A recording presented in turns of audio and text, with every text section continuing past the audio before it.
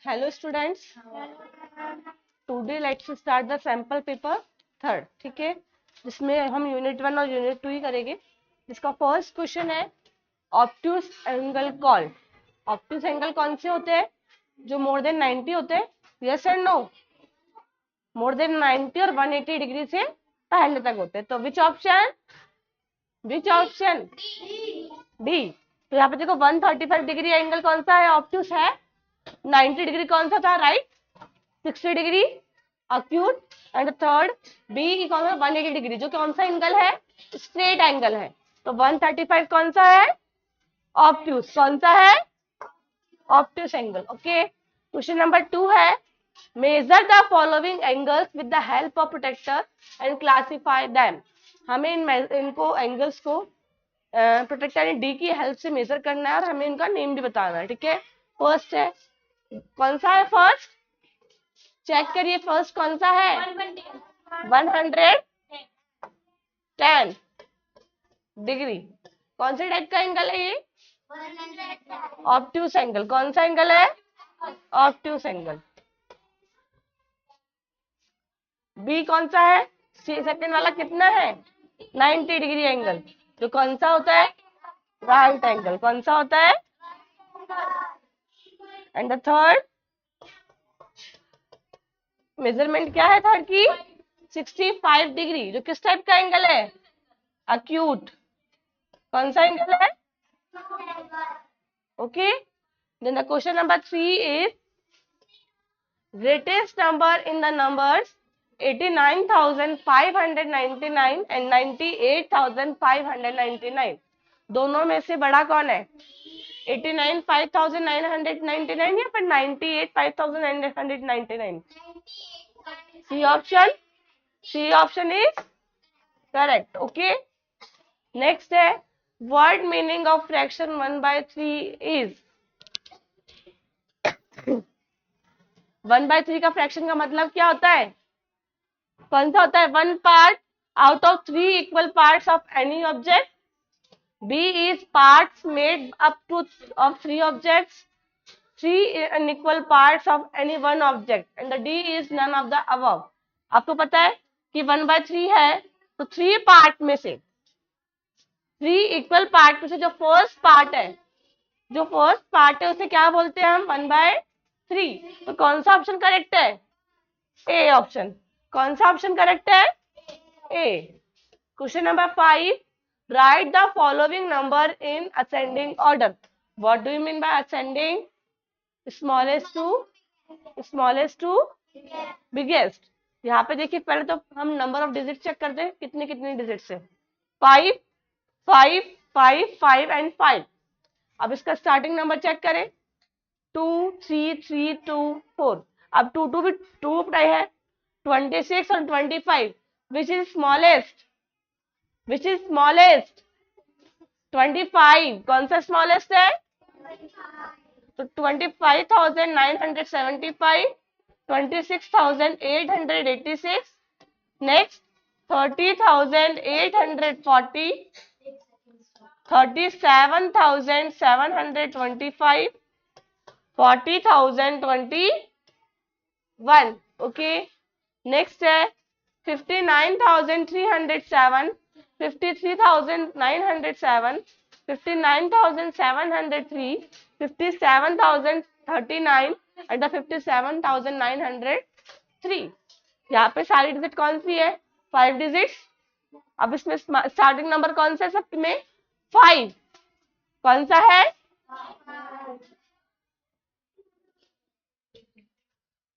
Starting number is 5। अब यहाँ पे सेकंड नंबर कौन सा? 93977। 3 सबसे स्मॉलेस्ट नंबर है ना, तो यहाँ पे कौन सा जाएगा? 53,907। अब 57 में टू डिजिट से एक तो 39 है लास्ट में, 903 है। 39 इज स्मॉलेस्ट, तो 57,039, 57,903, 59,307 and the 59,703. Okay. Next है 74,443, 74,434, 74,344, 77,444 and the 77,505, 55। अब देखो यहाँ पे सबसे स्मॉलेस्ट यहाँ पे साइड 7 से स्टार्ट हो रही है। अब सेकंड नंबर चेक करते हैं, 44477, यानी 3 डिजिट्स में से स्मॉलेस्ट बनेगा। अब थर्ड नंबर चेक करते हैं, 443। अभी वाला नंबर कौन सा है, फर्स्ट स्मॉलेस्ट है ना, तो 74,344। अब इन दोनों में से 443, 434, विच इज स्मॉलेस्ट, 434, तो 74,434। नेक्स्ट 74,443। अब यहाँ पे 77,444 है और एक 77,555 है। अब which is smallest, 444, 77,444 and last 77,555. And the next question, solve the following question. Saraswati needs 1:1/4 meter of cloth to make a shirt. Saraswati को कितने क्लोथ की रिक्वायर्ड हो रही है वन शर्ट बनाने के लिए, 1:1/4। How much cloth she need to make 2 shirt, कितनी शर्ट बनानी है उसको, 2 शर्ट्स बनानी है, तो उसके लिए कितना क्लोथ रिक्वायर्ड होगा। तो देखो फर्स्ट है क्लोथ फॉर 1 शर्ट कितना है, 1:1/4 मीटर। इम्प्रॉपर में चेंज करें, 4 1 जार 4 + 1 5, 5/4 मीटर। अभी कितने का था, 1 शर्ट का है, हमें कितने का निकालना है, 2 का। क्लॉथ फॉर 2 शर्ट, 5/4 को किससे मल्टीप्लाई कर देंगे, तो उसे 5 2 जार 10/4। 10 और 4 दोनों 2 की टेबल में आते हैं। 10 कितने टाइम आता है 2 की टेबल में, और 4 2 टाइम, यस एंड नो, 2 2 जार 4 होता है ना। अब 2 को 5 से डिवाइड करें इम्प्रॉपर में चेंज करने के लिए, 2 2 जार 4, कितनी वैल्यू बची, 1। अब इसे मिक्स में लिखे, ये वाला वैल्यू कहाँ आता है, बीच में, मिडल में, रिमाइंडर कहाँ आएगा, अंदर कुछ क्या बोलते डिविजर नीचे। 2:1/2 मीटर क्लोथ रिक्वायर्ड होगा फॉर 2 शर्ट्स, ओके। तो hence the cloth 2:1/2 metre required for 2 shirts. Next question है, 17 kg wheat was divided equally among 4 families. कितनी फैमिलीज में डिवाइड हो रहा है, 4 फैमिलीज में। How much kilogram wheat each family will get, कितने किलो हर family को मिलेगा। तो हम क्या करेंगे, डिवाइड करेंगे, कि हमें 1 फैमिली का निकालना है ना, ईच फैमिली मीन्स 1 फैमिली का। तो क्या करेंगे हम, डिवाइड करेंगे, क्या करेंगे,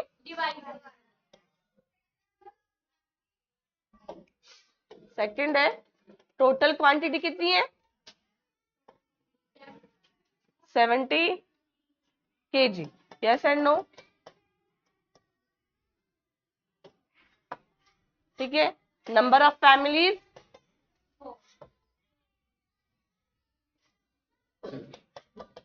4।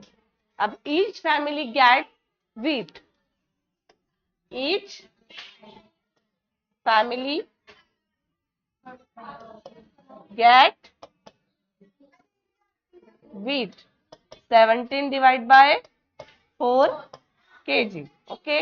डिवाइड करें, 4 4 जार 16, 1 reminder, then the answer is 4:1/4 kg, okay। 4 kg और 1/4 kg, और 1/4 मतलब 250 ग्राम। then the answer is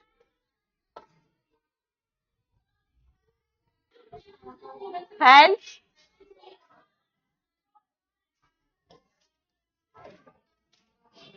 each family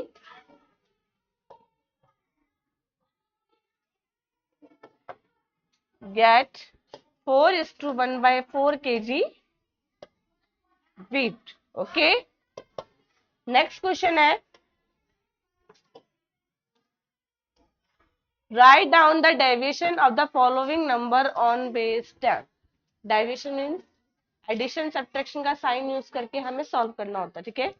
first कौन सा, deviation of 9. Deviation of 9 on base 10 कितना आएगा? 9 माइनस 10 इक्वल टू, ओके 10 बड़ा है ना, और 10 पीछे की साइड आ रहा है, तो जो साइन 10 का होगा, मतलब जो बड़ी वैल्यू का साइन होता है वो ही लगता है. अब यहाँ पे बड़ी वैल्यू कौन है? 10, तो क्या आ गया? माइनस, और 10 में से 9 गया तो कितना होता है? 1. Next deviation of 13. 13 minus 3 plus का होगा, क्योंकि बड़ी वैल्यू कौन सी है? 13, जो कि क्या है? प्लस में. नेक्स्ट है deviation of 19. 19 minus 10 plus 9. Okay. Next question है question number 8. Mohan has 10,000 rupees. Mohan के पास कितने रुपीज है? 10 रुपीज है. ठीक है. उस 10,000 रुपीज है. He bought wheat for 4,500 rupees. उसने कितने के वीट परचेज कर लिए? 4,500 रुपीज के वीट परचेज कर लिए. And rice for 1,600 rupees. और राइस कितने के परचेज किए? 1,600 के. ठीक है. How much money was left with him. अब उसके पास कितनी मनी बची हुई है? लेफ्ट अमाउंट कितना है? तो फर्स्ट ऑफ ऑल हम दोनों को ऐड करेंगे. ठीक है. जो हमारा आंसर होगा उसको 10,000 में से लेस कर देंगे. ठीक है. देखो कॉस्ट ऑफ व्हीट कितना है? 4,500. And the cost of rice 1,600 rupees. Okay. तो टोटल परचेजिंग कितनी हुई?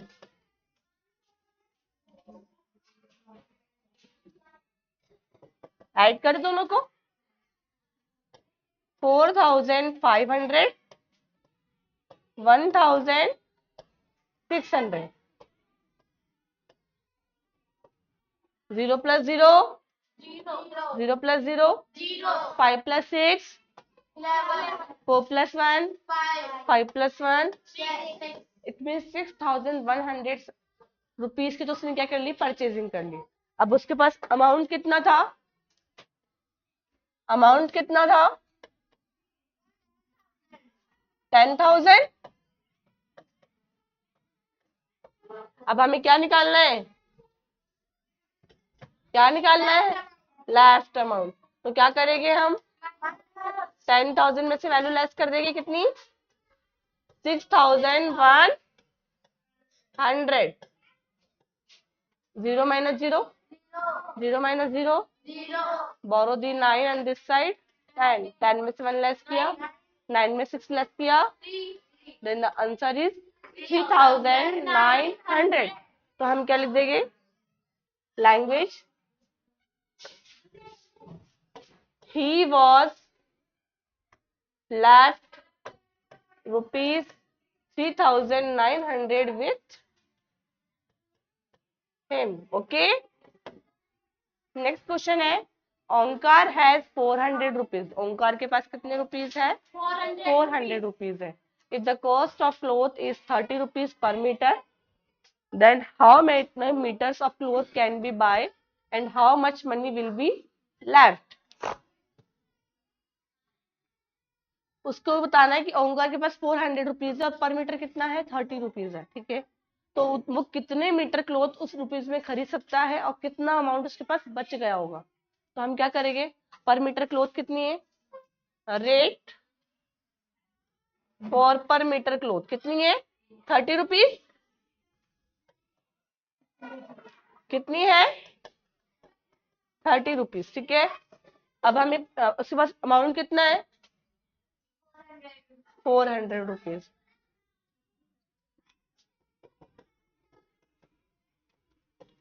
अब हमें क्या निकालनी है, नंबर ऑफ मीटर्स, कितने मीटर्स उसकी इजीली क्लोथ में बन जाएगा 400 में, ठीक है। तो हम क्या करेंगे, नंबर ऑफ मीटर्स, कितने मीटर्स बनेंगे, तो क्या करेंगे, divide, yes and no, divide by 30 करें। 30 × 4 में से 3 लेस किया 0, 10 हुआ, और 0 को यहाँ रिप्लेस किया। 31 जार, 32 जार 60, 33 जार 34 जार 120, ज्यादा हो रहा है, 33 जार 90, कितनी वैल्यू बची, 10 रुपीज बचे, और कितने मीटर बन गया, 13, यानी 13 तो मीटर बन चुका है, ठीक है, 13 मीटर बन जाएगी। और नंबर जो लेफ्ट अमाउंट कितना रह गया, लेफ्ट अमाउंट कितना रुपीज रह गया, 10 रुपीज, कितना रह गया, तो हेंस हुआ हमारा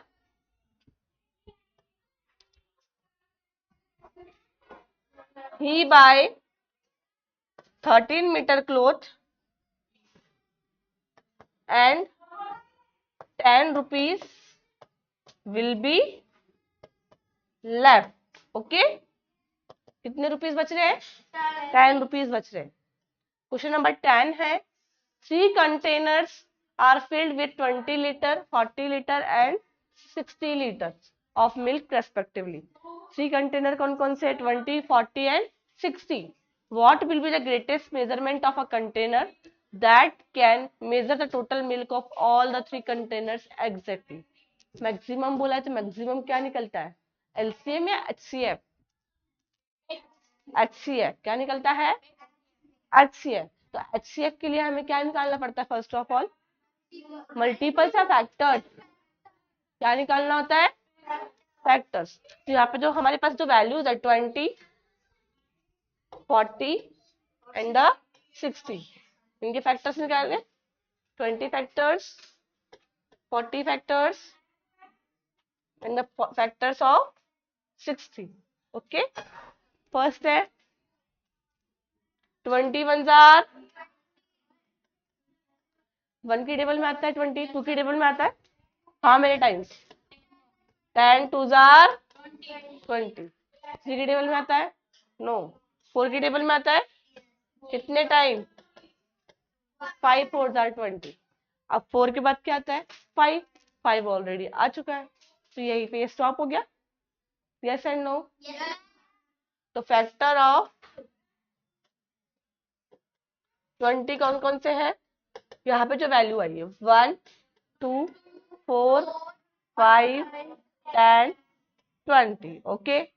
नेक्स्ट है 40 का निकाले, 41 जार 40, 2 की टेबल में आता है 20 टाइम, 22 जार 40, 3 की टेबल में आता है, नो, 4 की टेबल में आएगा 10 4 जार 40, 5 की टेबल में आएगा 8 5 जार 40, 6 की टेबल में नहीं आएगा, 7 की टेबल में भी नहीं आएगा, और 8 की टेबल में ऑलरेडी आ चुका है। तो factor of 40 equal to 1 2 4 5 8 10 20 and 40, okay. Next है फैक्टर्स ऑफ 60, 61 जार 60, 2 की टेबल में आता है 15 टाइम, 30 टाइम, 32 जार 60, 3 की टेबल में 10 टाइम, यस एंड नो, 3 की टेबल में आएगा 20 टाइम, 3 की टेबल में कितने टाइम आएगा 20 टाइम, 4 की टेबल में आएगा 15 टाइम, 15 4 जार 60, 5 की टेबल में 12 टाइम, 12 5 जार 60, 6 की टेबल में 10 टाइम, 10 6 जार 60, 7 की टेबल में आता है क्या, नो, 8 की टेबल में भी नहीं आएगा, 9 के टेबल में भी नहीं आएगा और 10 के टेबल में ऑलरेडी आ चुका है. Okay, then the factors are 1 2 3 4 5 6 10 12 15 20 30 and 60. अब हम क्या निकालेंगे इसमें से? Common factors. क्या निकालेंगे? Common factors. कौन कौन से common? 1 2 4 5 and 10. Yes and no? 1 2 4 5 and 10 and the HCF is 10. Highest कौन सा है?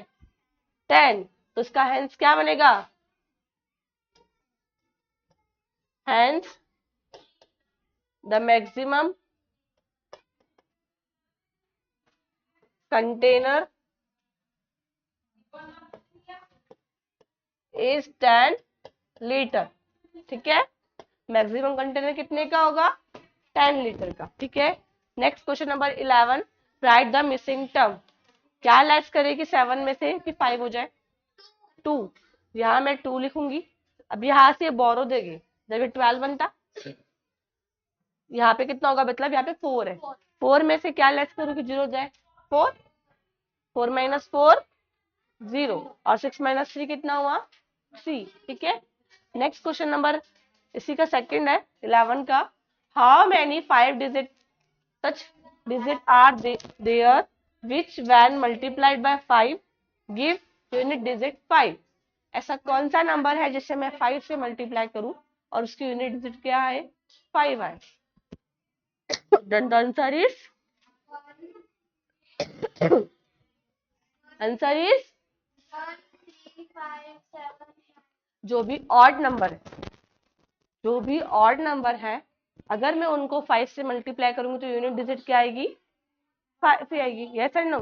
Just like 1 5 are 5, 3 5 are 15, 5 5 are 7 5 are 35, 9 5 are 45. Okay, odd numbers में अगर हम 5 से मल्टीप्लाई करेंगे तो क्या आएगा? 5 आएगी यूनिट डिजिट. ठीक है, लिख देना.